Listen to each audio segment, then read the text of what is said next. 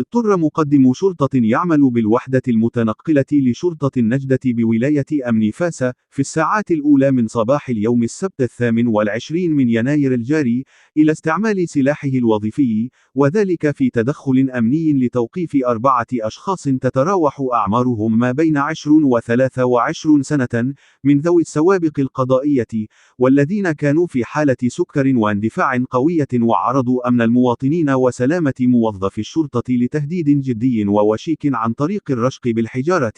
وكانت مصالح الأمن بمدينة فاس قد توصلت بإشعار حول قيام المشتبه فيهم بإحداث الضوضاء بالشارع العام وتهديد سلامة المواطنين، حيث تدخلت دورية للشرطة من أجل توقيفهم، غير أنهم رفضوا الامتثال وواجهوا العناصر الأمنية بالرشق بالحجارة، مما اضطر مقدم الشرطة إلى استعمال سلاحه الوظيفي وإطلاق رصاصتين وإصابة أحد المشتبه فيهم على مستوى أطرافه السفلى. ومكن هذا الاستعمال الاضطراري للسلاح الوظيفي من تحييد الخطر الناتج عن المشتبه فيهم وتوقيف 4 من بينهم، بعد مرور وقت وجيز من ارتكاب هذه الأفعال الإجرامية.